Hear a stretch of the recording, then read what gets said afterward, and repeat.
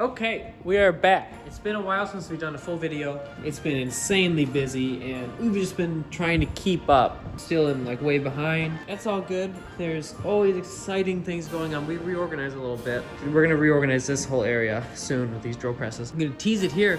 I bought a new machine and it will be delivered hopefully by the end of the month, if not early next month. It's gonna go right here. And we'll see what it is. It's very exciting. It's the biggest purchase I've ever made for an asset, I should say. We are working on as per usual. Got a bunch of trumpet lead pipe blinks that we're always making, trumpet bell blinks that we're always making. Adam's been doing a lot of this stuff, which is pretty cool. We are doing French horn lead pipes, Holton 179. These just got annealed. These are for Allied Supply. They ordered some more of them, which is cool. We reorganized this whole not whole back room, but I had the giant annealing table here and we condensed it because it was too big. It just was wasting energy, taking up a lot of floor space. So that's our new annealing pit. It's actually the furnace that used to be here where they, what's it called, die forging. And then we brought this table up from downstairs, made a kind of a nicer brazing table.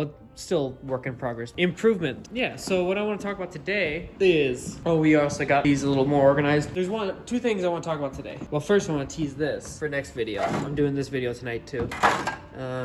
Yeah, that's a die. We'll talk about that later. I want to talk about the biggest improvements I've made in the last couple months on the drawing process. And we've made a lot. Stuff that's not really groundbreaking, but makes a big difference. And I've known about it, just haven't had the time or energy to put it into production. I did it and it's good and it's very exciting. The first thing I did is I installed a limit switch here so that when I draw, that's great. I also put a new hydraulic pump on the machine, so it's a lot better. But when I draw and then when I undraw, I don't have to stop the machine anymore. It stops itself when the bolt hits that switch at the right spot. It's great. I had to put a rail on. Originally, the person who helped me build this basically flaked on me, so I haven't had it fully functional. It's just supposed to have two rails, one over here and one over here, and they were actually supposed to be rigid. This is not rigid. Literally, I put this rail on because I needed something to keep the ram from rotating, so this bolt would hit the switch in the right spot every time, because the rams like to rotate. But this draw bench is destined for the scrap heap because it is kind of a piece of junk. I'm going to use it for bells until I have a better option for bells, and then I will be getting rid of it, selling it, or scrapping it. I don't know, whatever. I have 2 new draw benches, maybe 3 new draw benches coming. I got to go get them, I should say. It's very exciting. I'm very excited, as you can tell. That was a huge improvement,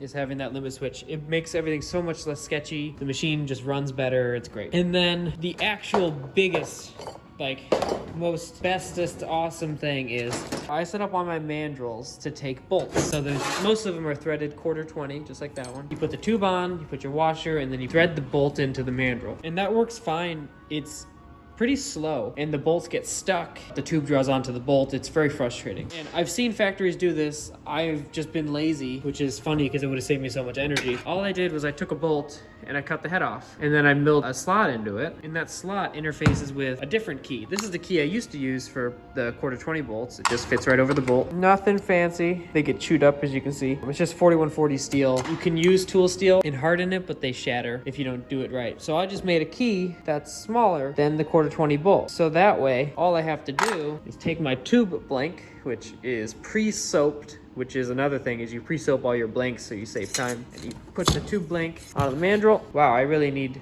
3 hands. You take our tube, get it on the mandrel. Wow, that does not want to go on.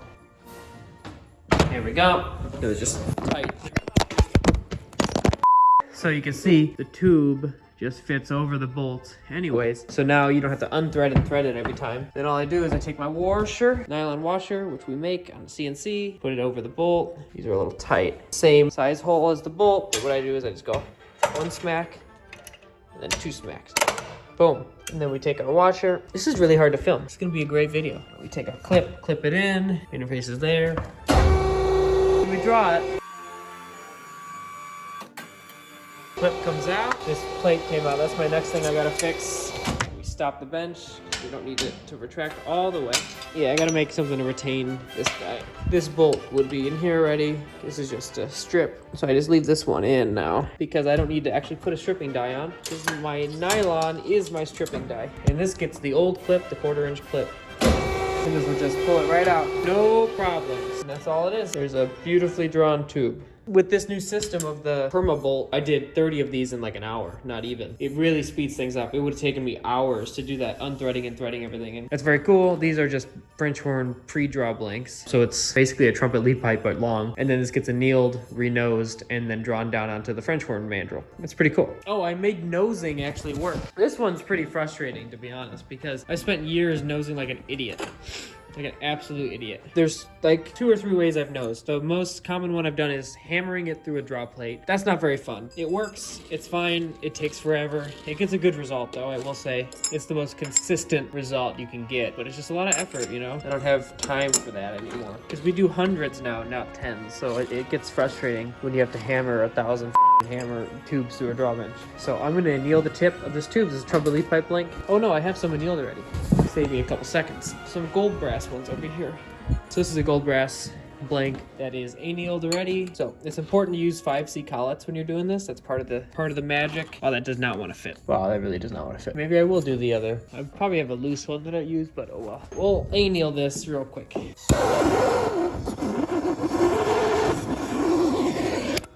I don't think it's supposed to do that.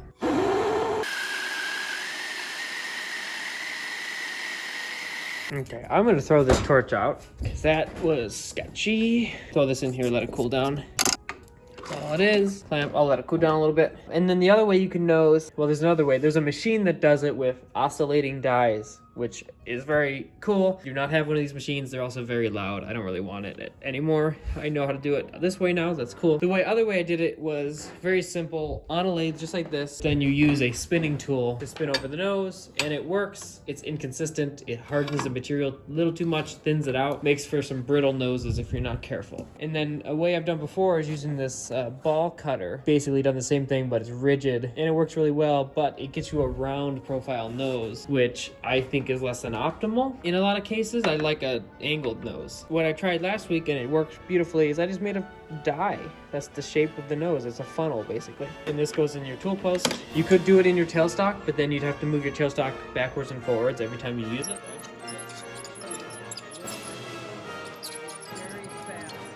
Eventually, I'll do this on a turret lathe, but for now, this is working really nice. Soap it. Line this up, looks pretty good. And then I'm gonna use the power feed. I'm actually gonna clip on the power feed. Look at that. That's a beautiful nose. Actually gonna go a little further, just a little bit. There you go. That's a great looking nose for a trumpet lead pipe. And it just is a tool I made in 2 seconds with a scraper. I have another one for trumpet lead pipes too. This one's a more shallow taper, which is pretty cool. That made a huge difference. Works on nickel silver too, which is surprising. I did 90 or 100 of these nickel silver blanks. We use these blanks, just an 18-inch 5/8 blank. Look at that nose. So beautiful, so consistent. These blanks turned into the French horn pipes and trumpet tubing and trumpet lead pipes and trombone slides. It's a good blank to have around. It worked great. I've had very few of them with the nose break. It's pretty awesome because noses breaking is the most frustrating thing in this world. It is so frustrating. Anyways, that's pretty much it, I think. Just about to hit 1,000 subscribers, which is insane. I think this will be the 100th video we've made, which is just wild that people watch these stupid things. Making a bunch of French horn lead pipes. If you need lead pipes, give me a call or give Allied a call for Holton pipes. We make lead pipes for basically every instrument that's ever been made. If we don't have it, we can make it too. That's it. Look at all those bells. It's only 25. I got another stack over here. Probably another 15 over here, so I'll leave it to it.